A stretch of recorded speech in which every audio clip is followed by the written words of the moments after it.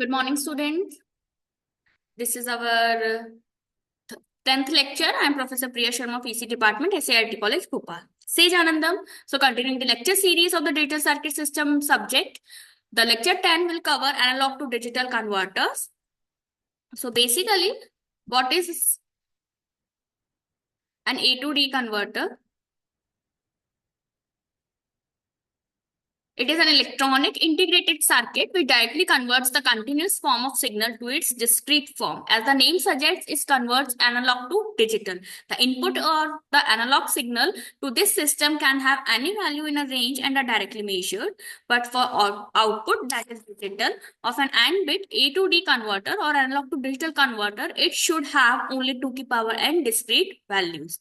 ADC provides a link between the analog world of transducers and digital world of signal processing and data handling.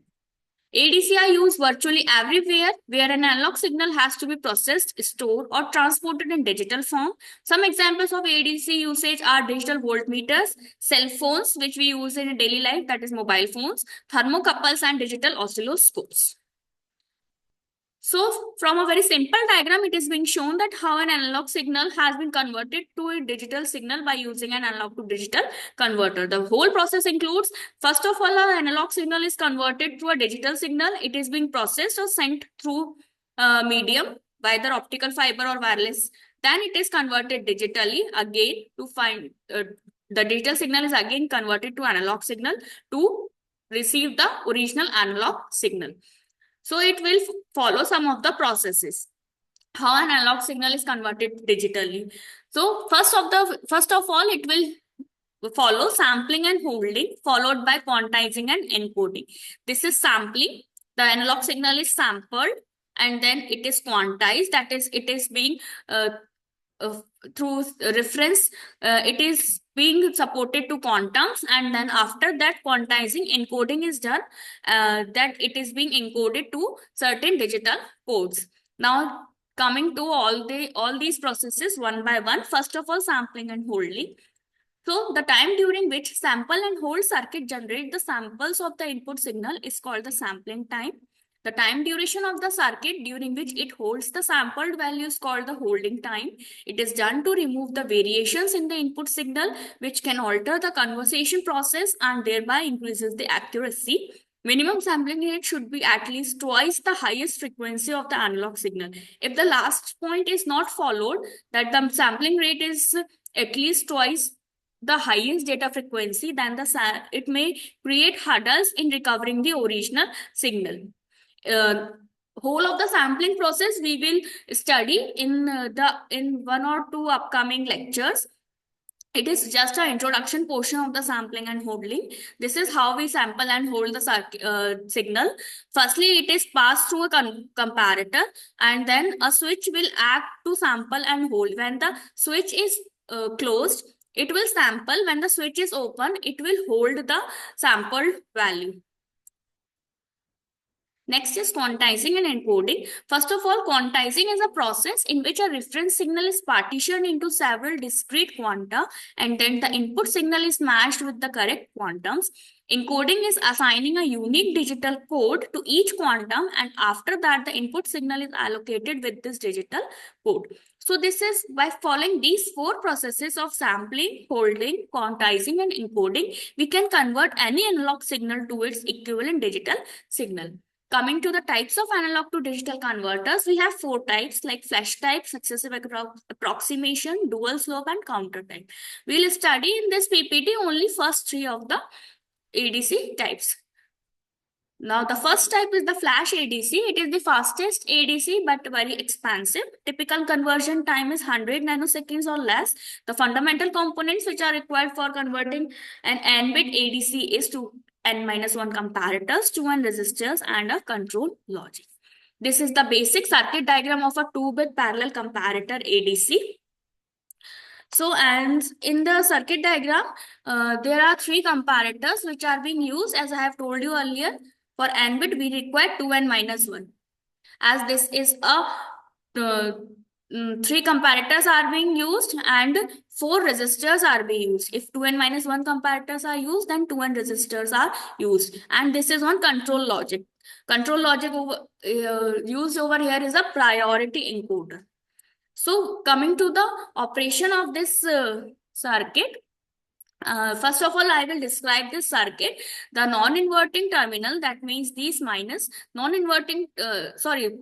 the non-inverting terminals are the plus points of each comparator has been connected to the analog input voltage. As you can see, it is being connected to the voltages, and the inverting terminals of each comparator is connected to different reference voltages V1, V2, V3, and so on.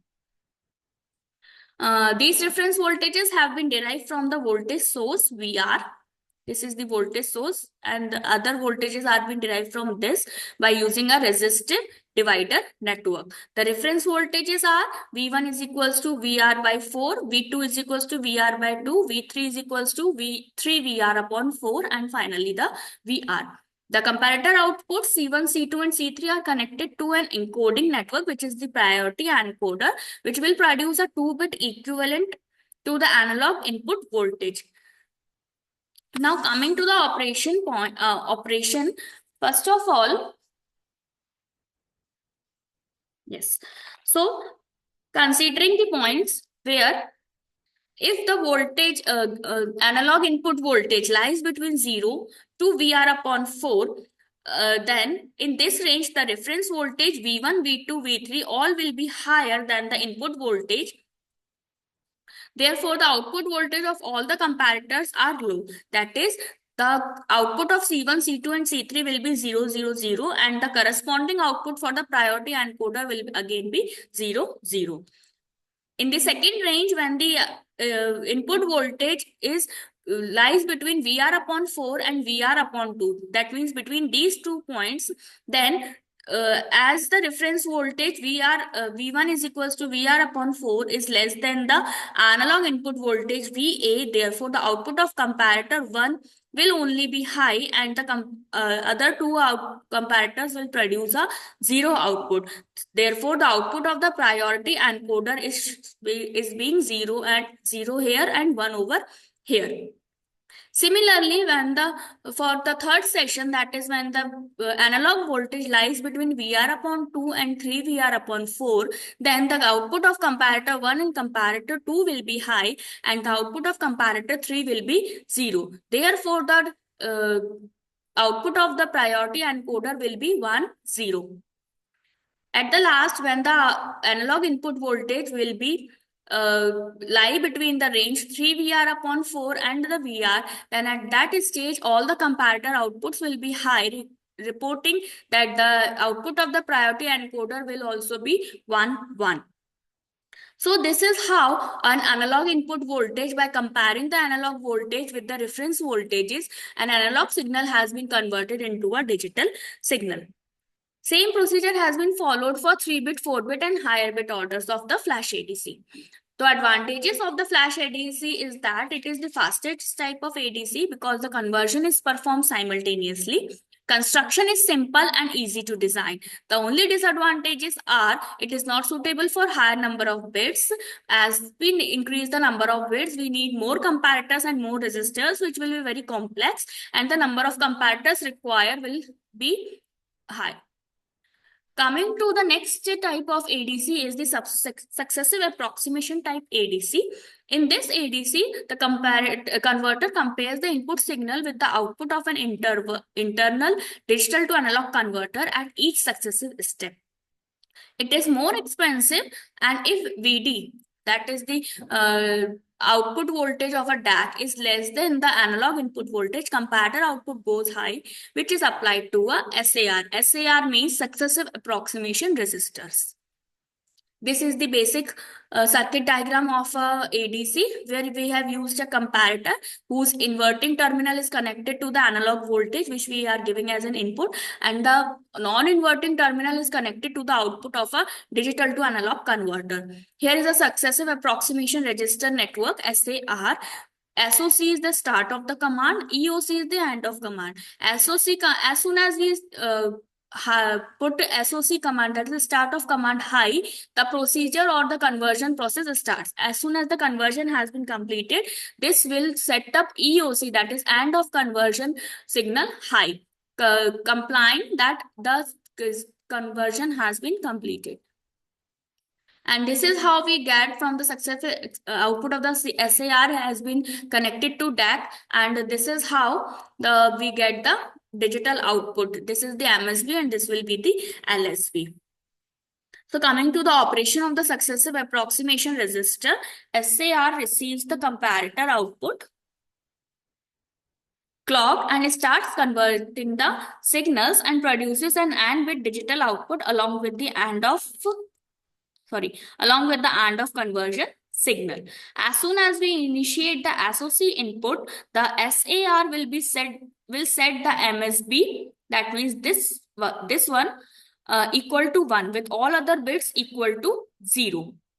Thus the trial code of the SAR output will be 1 000 0000 if it is an 8-bit ADC.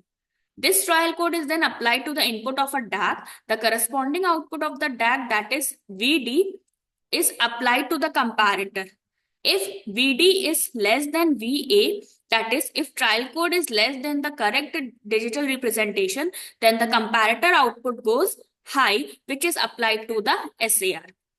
In response to high comparator output, the MSB D1 is maintained at 1 and the next lower significant bit D2 is made 1. The trial code at the SAR output will now become 11000000. The corresponding DEC output is compared with the analog input voltage and the process continues as I have explained earlier.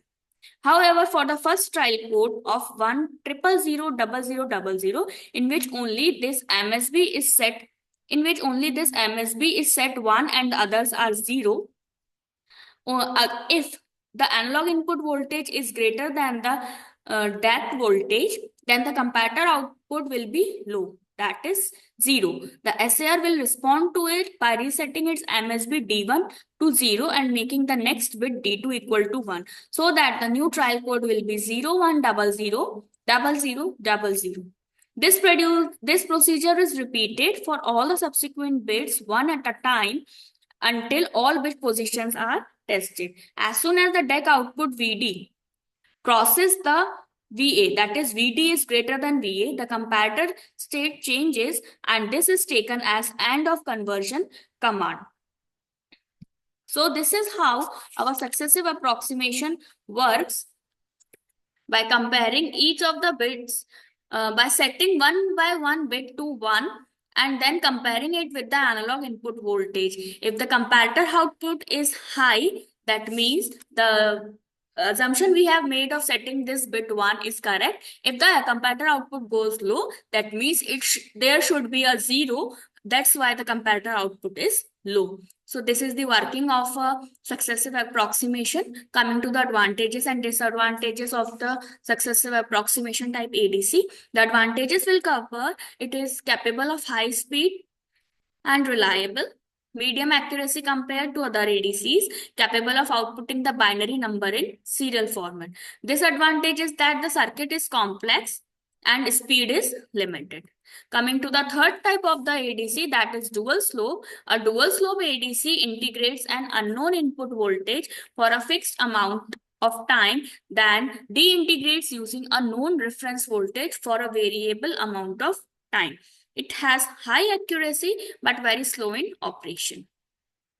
So this is the basic block diagram of the dual slope, having 3 to 1 switch.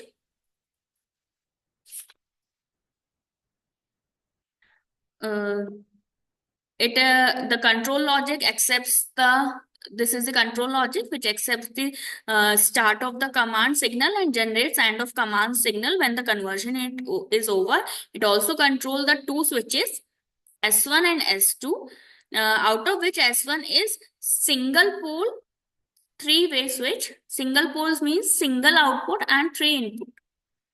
3-way switch whose one terminal is connected to the analog voltage, second is ground, and the third is connected to a negative reference voltage. then its output is connected to an integrator.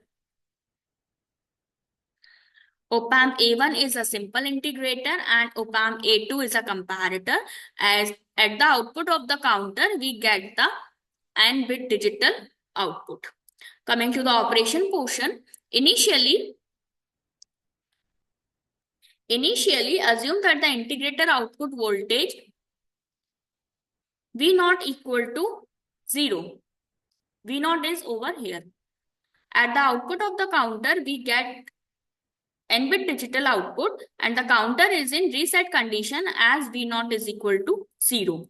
Now at the time t0, switch S1 is connected to the ground and switch S2 is closed. The capacitor CAZ gets connected across the comparator output. CAZ will connected to the comparator output. Any offset voltage present in the op-amp will appear across the capacitor CAZ. This will provide an automatic compensation for the input offset voltage of all the amplifiers. Therefore, integrator output voltage is 0 for the interval T0 to T1. That means integrator output voltage is 0 from T0 to T1. Start looking at the circuit diagram and at the graph simultaneously as soon as I process for the operations. At instant T1, the start of the command is given to the control logic. Switch S1 is connected now to VA. The switch when S1 is connected to VA and S2 is open circuited. CAZ then acts as a memory to hold the voltage required to keep the offset 0. Hence, CAZ is known as auto zero capacitor. From T1 to T2, from here to here, from T1 to T2, this ADC will integrate the analog input voltage VA for a fixed duration of 2 to the power n number of clock cycles, which is given over here.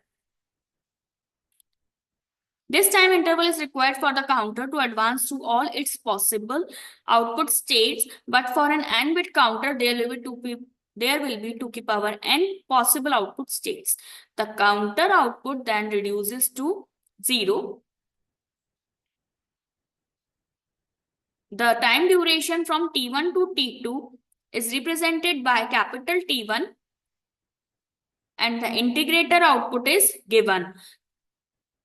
At the end of the interval T1, the integrator input is connected to a fixed reference voltage minus V reference via switch S1. The integrator output now start increasing towards the 0 with a positive slope. The slope is V reference upon RC, which is shown here for the duration T2 to T3. The counter starts counting from 0.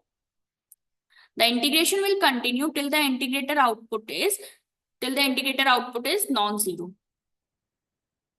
At instant T3, the integrator output reduces to 0. The comparator output goes from high to low and the clock pulses given to the counter are stopped. At T3, the counter output shows a number corresponding to n clock cycles it has counted during the period T2 to T3. Thus, this number will represent the time taken for the integrator output to reduce from minus VA to 0. Hence, the number represents the desired digital output code proportional to the analog input voltage VA. If VA increases, then the integrator capacitor will charge to a higher negative voltage during the time interval T1. Therefore, the time T2 required to reduce the integrator output to 0 also increases. Therefore, the counter count will be higher. Thus, the counter count is proportional to the analog input voltage VA. This is all about the working of the dual slope ADC and it is very important from the exam point of view. Coming to the advantages and disadvantages of analog to digital converter. Firstly, the advantage is that conversion result is insensitive to errors in the component values and it has high accuracy and very low cost. Coming to the disadvantages, it has only a single disadvantage that a long conversion time is required. So that's a comparison between all the ADCs, which I have told you in through this PPT. All the points has been converted to a tabular form. You can go through it. It will be easier for you to grasp the things of the ADC. So that's all for the analog to digital converters. It is a very important topic. You have to go through it very thoroughly. In case of any queries, you can contact me. So that's all for the today's lecture. Work very hard and all the very best students. In case of any query, you can contact me. Thank you. Sejanand.